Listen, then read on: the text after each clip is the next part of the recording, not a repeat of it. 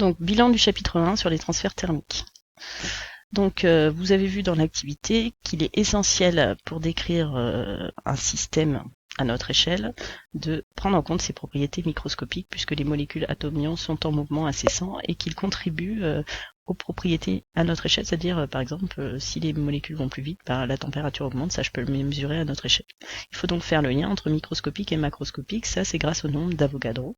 Et le système qu'on va considérer, c'est quand même un système à notre échelle qui est constitué du coup d'un grand nombre d'entités dont on va considérer les propriétés microscopiques et puis on va regarder les échanges avec l'extérieur, donc on va considérer qui sont séparés du milieu extérieur par ce qu'on appelle une interface où il va se passer des transferts d'énergie.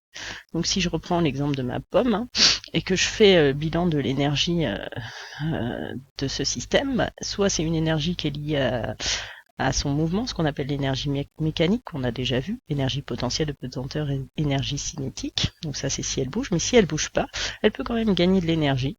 Par exemple si je la chauffe, grâce à ses propriétés microscopiques. Donc l'énergie totale d'un système, c'est à la fois l'énergie liée aux propriétés macroscopiques, l'énergie mécanique, qu'on a déjà vu dans les chapitres précédents, qui ont deux contributions, énergie cinétique et énergie potentielle, et c'est aussi la somme de son énergie interne qui est liée à ses propriétés microscopiques. Je rappelle du coup les deux contributions microscopiques, soit c'est la somme des énergies cinétiques des particules qu'on appelle l'énergie cinétique microscopique, et s'additionne aussi l'énergie potentielle microscopique qu'on appelle énergie potentielle d'interaction qui est liée aux interactions entre les molécules. Donc ça, ces interactions et ces vitesses, donc cette énergie cinétique, elle dépend du coup si on a de l'état physique, donc un solide, la vitesse est faible des molécules, il y aura peu d'interactions d'énergie cinétique microscopique, mais par contre l'énergie potentielle d'interaction sera importante. Dans le cas d'un liquide, les deux seront vraiment non négligeables, et dans le cas d'un gaz, la vitesse est très importante, donc beaucoup d'énergie cinétique microscopique, par contre il n'y a plus d'interaction entre molécules, donc on a moins d'énergie potentielle d'interaction. Pour introduire la suite, il faut que je revienne sur le principe de conservation de l'énergie. Donc, juste l'univers, en fait, au départ, depuis le Big Bang, a une certaine quantité d'énergie. Et c'est une propriété de la matière. Cette énergie ne peut être ni créée, ni détruite, mais seulement transférée d'un système à un autre, ou transformée d'une forme en un autre. Et si je prends un système 1, là, par exemple, le trait représente l'énergie qu'il avait au départ. Puis en fait, il a perdu l'énergie, cette quantité-là, qui est représentée ici. Puis je vois que dans le système 2, en fait, cette énergie, elle s'est retrouvée ici. Donc ce que j'ai perdu là, je l'ai gagné là. Et donc ce qui nous intéresse, nous justement, c'est les transferts d'énergie, parce que c'est l'énergie que je vais pouvoir utiliser. Soit je vais le perdre, il va servir à l'extérieur, soit je vais le gagner, il va servir à mon système. Donc c'est sur ça que va porter la suite. Comment vont se faire ces transferts d'énergie ? Alors, pour la suite, je vais me placer dans le cas où mon objet ne bouge pas et je vais regarder plutôt la variation d'énergie interne puisque tout ce qui concerne l'énergie mécanique, on l'a déjà vu dans d'autres chapitres, mais je ferai des petits rappels. Donc, l'activité 1 que je vous ai présentée a montré que la variation d'énergie interne, comment je peux gagner de l'énergie interne par exemple, soit parce que je vais déformer un objet, par exemple, je vais modifier, je vais lui exercer une force, donc je vais avoir un transfert d'énergie par travail, comme ce que j'ai vu au niveau macroscopique. Soit je vais lui apporter de la chaleur. Donc la chaleur, c'est ce qu'on note Q et ce qu'on appelle en fait le transfert thermique. Donc comme dans le cas d'une banque, tout ce qui est gagné par le système, tout ce qui est des recettes entre guillemets pour notre système, on va le noter positivement, ça c'est très important, et tout ce qui va être perdu par le système, comme les dépenses dans une banque, c'est ce qui va être noté négativement. Donc si je regarde au niveau total, si jamais mon objet était en mouvement, j'aurais une contribution de la variation d'énergie, du transfert d'énergie due au transfert d'énergie mécanique, et puis j'aurais aussi ces transferts d'énergie interne.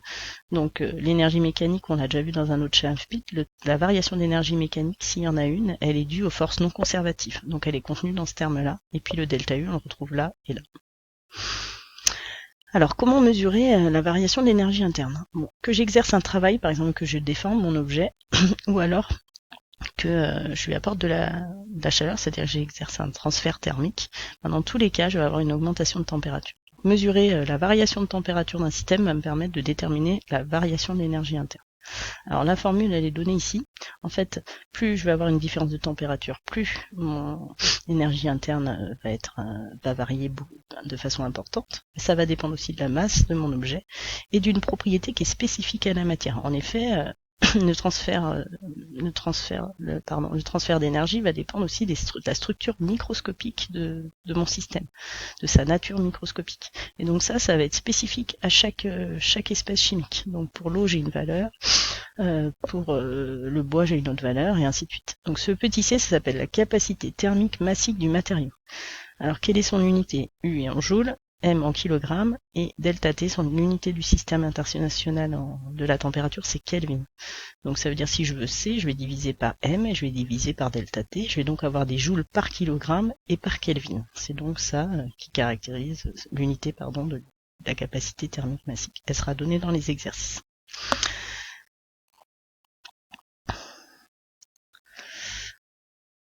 Alors, maintenant, je vais m'intéresser plutôt au transfert thermique noté Q, plus particulièrement puisque la notion de travail, on l'a déjà vu dans un autre chapitre. Et donc il va falloir caractériser ce transfert thermique, savoir comment il se fait. Donc la première façon de le caractériser, c'est de calculer ce qu'on appelle le flux thermique, c'est-à-dire en gros la vitesse du transfert thermique. Alors comment on mesure un flux thermique? Eh bien un flux, c'est finalement combien d'énergie va être transférée pendant la durée considérée. Donc c'est des joules par unité de temps, c'est des joules par seconde. Donc phi, je vais déterminer combien de chaleur a été transmise et je vais diviser par la durée en secondes. Je vais donc pouvoir avoir la vitesse de mon transfert thermique. Deuxième possibilité de déterminer un transfert thermique dans le cas où j'ai une paroi plane. Et je vais avoir forcément une différence de température dans le cas où j'ai un transfert thermique. Donc déjà, première chose, c'est que le transfert thermique, j'ai oublié de le dire en préalable, il se fait toujours du corps chaud vers le corps froid. C'est assez naturel, ça doit vous parler, c'est spontanément, il va aller du corps chaud vers le corps froid.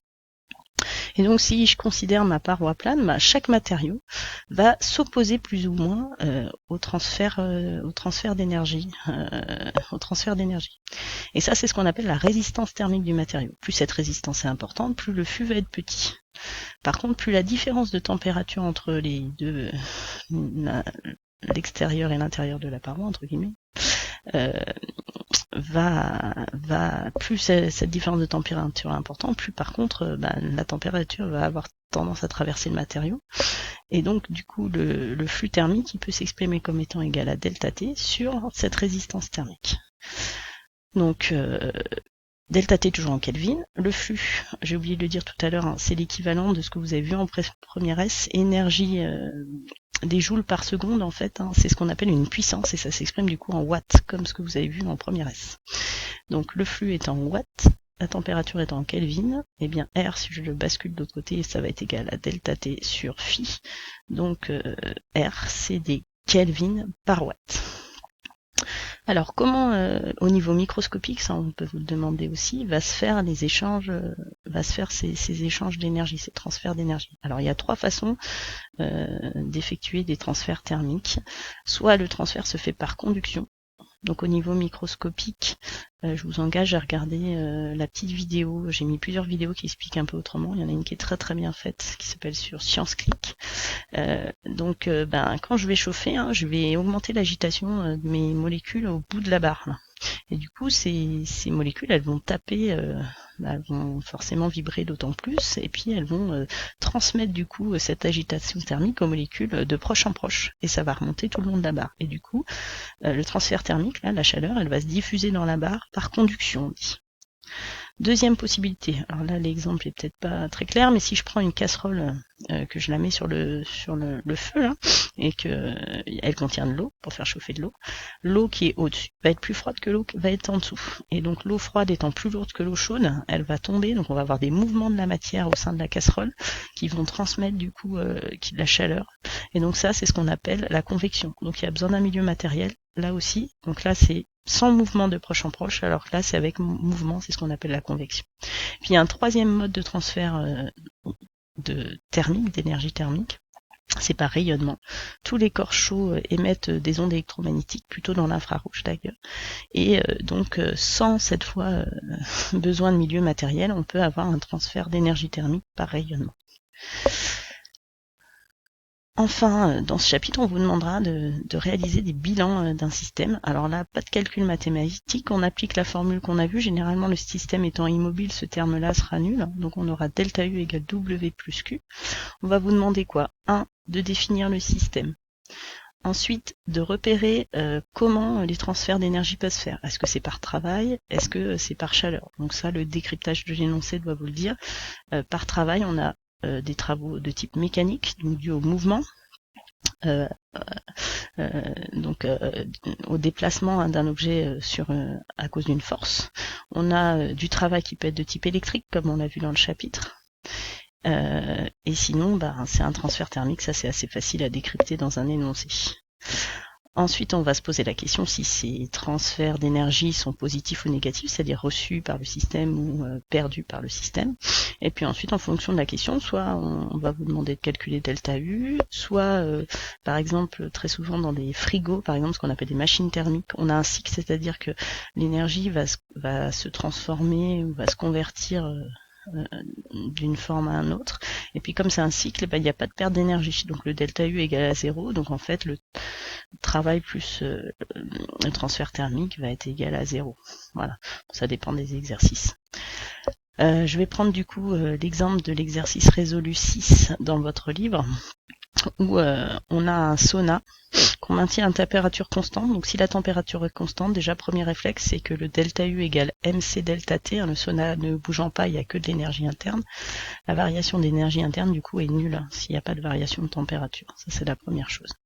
Donc le delta U va être égal à W plus Q et va être nul. Ensuite, on va analyser ce qui va se passer dans ce sauna. Donc on vous dit qu'il y a un radiateur qui maintient la température, qui apporte de la chaleur à mon sauna. Donc première chose, c'est que je vais avoir un travail de type électrique qui va être positif puisqu'il va être reçu par la cabine. Ensuite, on vous dit que du coup, ce travail reçu va être, une partie va traverser les parois et va être perdue par l'extérieur. Donc ça va être sous forme d'énergie de transfert thermique Q. Et ce transfert thermique va être perdu par la cabine, donc il va être négatif. Et puis on vous dit aussi que la personne qui est à l'intérieur, du coup, va recevoir de la chaleur et va augmenter sa température interne et puis ensuite va transpirer. Donc peu importe. Et donc une partie du travail électrique va aussi servir à chauffer la personne. Donc on va avoir un transfert thermique à nouveau Q qui est noté Q' dans l'exercice, qui va être perdu par la cabine du sauna et gagné par la personne, donc il va être aussi négatif pour le sauna. Donc si je dessine une chaîne énergétique, je ne sais pas si vous vous rappelez, sinon vous pourrez re-regarder, j'ai remis des vidéos, rappel de première S. Bien, on va noter le système dans un rond ou un carré, ça n'a pas d'importance, au centre. Et le système qu'on considère ici, c'est la cabine qui contient l'air intérieur et le radiateur. Voilà. Et puis on va noter par des flèches les transferts thermiques. Donc généralement, si c'est quelque chose qui est reçu, c'est une flèche qui va vers le système. Si c'est perdu, c'est une flèche qui part du système. Ça paraît assez logique. Donc le travail électrique du radiateur va être gagné par le système, c'est W. C'est un travail dû à la force électrique qui est gagné, donc positif. Et puis on va avoir deux pertes par contre qui correspondent à des transferts thermiques. La perte d'énergie à travers la paroi, donc d'énergie thermique, transfert thermique vers l'extérieur qui est noté Q, qui est donc négatif. Et puis aussi la perte par transfert thermique vers la personne qui occupe le sauna, qui s'appelle Q', qui est négatif. Du coup, si je note delta U va être égal à W plus Q' et va être égal à 0, puisque globalement, la cabine est maintenue à température constante. Donc finalement, ce qu'on peut voir, c'est que c'est le travail électrique qui va compenser les pertes. On a W qui est égal à Q plus Q', qui va donc compenser les pertes par transfert thermique. Voilà, bon courage, maintenant il faut se mettre aux exercices.